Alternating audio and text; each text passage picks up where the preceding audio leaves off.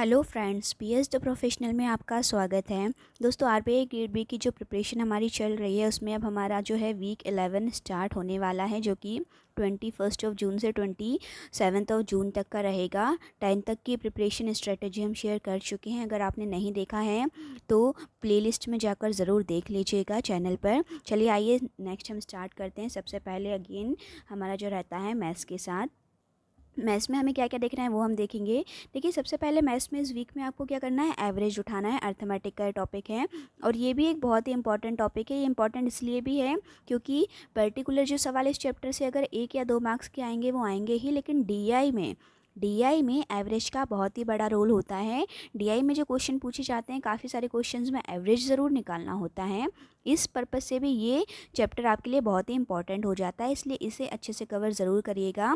ये डीआई में भी आपको हेल्प करेगा और प्लस अलग से अगर कोई क्वेश्चन आते हैं तो उसमें तो आपको हेल्प करेगा ही। ठीक है, तो एवरेज इस वीक में हम कंप्लीट करेंगे। इसके अलावा जो एडिशनली आपको करना है वो है 10 सिंप्लीफिकेशन के क्वेश्चन, 5 नंबर सीरीज़ और 5 क्वाड्रेटिक इक्वेशन, जो कि आपके 5 से 6 मिनट में हो जाने चाहिए। ठीक है, मैथ्स में इतना आप इस वीक में करिएगा। नेक्स्ट हम बात करते हैं रीजनिंग की।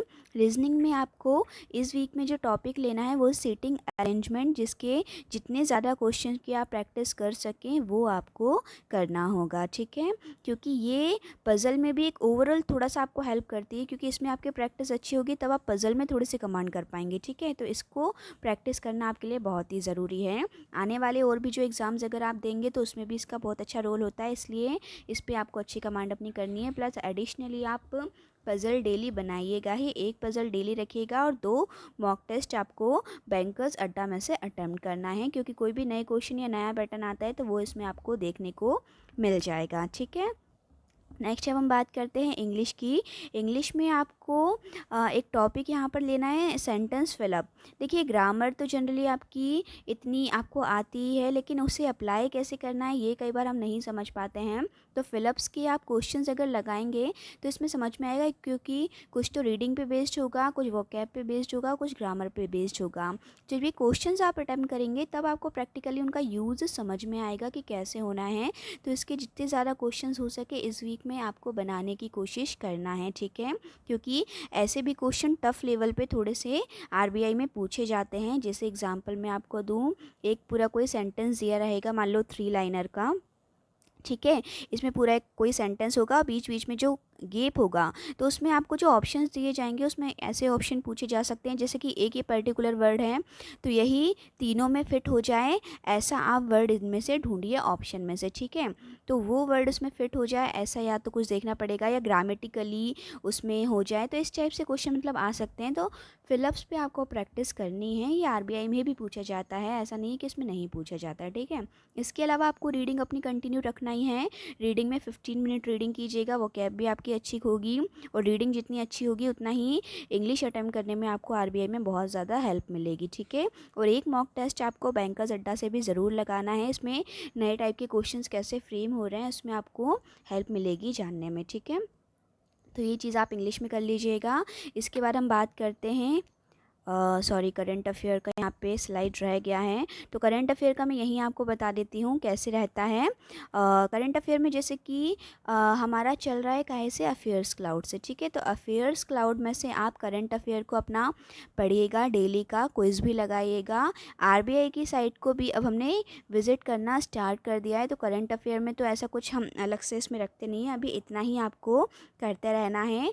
आगे एडिशनली क्या ऐड करना है वो आगे जाके हम बताएंगे, लेकिन अभी आपको सिर्फ डेली का करंट अफेयर अपना रेडी रखना है, प्लस आरबीआई की वेबसाइट को भी विजिट करना है। और करंट अफेयर्स क्लाउड में से करेंगे तो ज़्यादा अच्छा है, क्योंकि बहुत ही ब्रॉड लेवल पे लोग कवर करते हैं। इसके अलावा वीडियोज़ अगर आप देखते हैं तो एजोटाप की हेल्प लीजिएगा। एजोटाप का करंट अफेयर बहुत ही अच्छा रहता है आरबीआई ग्रेड बी के पर्पज़ से। ठीक है, तो करंट अफेयर में आप इतना कर लीजिएगा। इसके बाद हम बात करते हैं फेज़ 2 की ईएसआई की। ईएसआई में आपको सबसे पहले क्या करना है, ठीक है। इसका टॉपिक इस वीक में जो आपको उठाना है वो है पॉलिटिकल इकोनॉमिक्स, ठीक है। पॉलिटिकल इकोनॉमिक्स ये जो है टॉपिक, इसको कवर कर लीजिएगा। देखिए अभी हम क्या कर रहे हैं कि बेसिक्स कवर कर रहे हैं, क्योंकि जब बेसिक्स आ जाता है तो करंट अफेयर पढ़ना स्टार्ट हो जाता है। जैसे कि एग्जाम्पल लूँ, हमने लास्ट वीक में रखा था पब्लिक फाइनेंस। अब जिन्होंने कभी नहीं पढ़ा वो कंफ्यूज ही रहते हैं पब्लिक फाइनेंस होता क्या है, और जब बेसिक ही नहीं पता तो उससे रिलेटेड अगर करंट अफेयर भी आ जाएगा तो आप कैसे उसे कवर करेंगे, नहीं कर पाएंगे। बेसिक पता होना ज़रूरी है।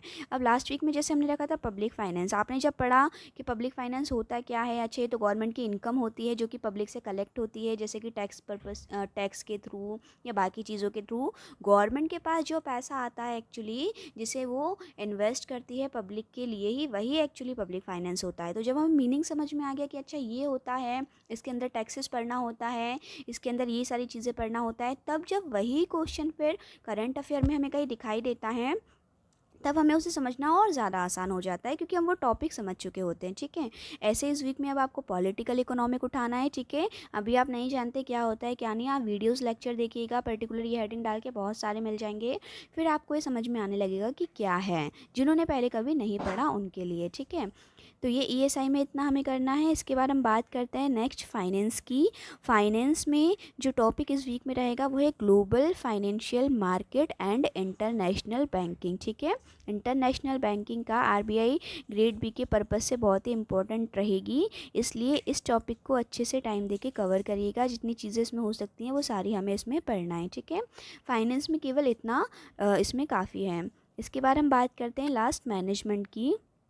मैनेजमेंट में इस वीक में जो टॉपिक हमें रखना है वो है management of conflict, organisational changes, इसका कंसेप्ट जो रहेगा, प्लस इसका Kurt Lewin theory of changes, ठीक है। ये जो थ्योरीज़ है वो मैनेजमेंट में बहुत ज़्यादा इंपॉर्टेंट है। थ्योरीज सबसे ज़्यादा पूछी जाती हैं, इसलिए जितनी भी थ्योरीज आती है उन्हें आपको ज़्यादा अच्छे से कवर करना है, ठीक है। बहुत ही इंपॉर्टेंट होती है आरबीआई ग्रेड बी के पर्पज़ से। जो क्वेश्चंस इसमें होते हैं और ये स्टैटिक है, प्लस एक बार आपने पढ़ लिया उसके बाद बार बार कुछ नया ऐड करना तो है नहीं है, इसलिए एक बार पढ़ के इन थ्योरीज़ को तो आप अलग ही, आप तो एक काम कीजिएगा, नोट्स थ्योरी के अलग ही बना लीजिए, ताकि जब आपको लास्ट में रिवीजन करना हो तो थ्योरीज जितनी भी हैं उन्हें आप जल्दी जल्दी अपनी कवर कर सकें, ठीक है। तो इस तरीके से इसको आप कवर कर लीजिएगा। तो ये रही बात हमारी लास्ट मैनेजमेंट की, इतना इस वीक में आपको करना है। कोई भी चीज़ अगर आप ये रिटर्न डॉक्यूमेंट में भी चाहें तो हमारी वेबसाइट है ps.professional.in,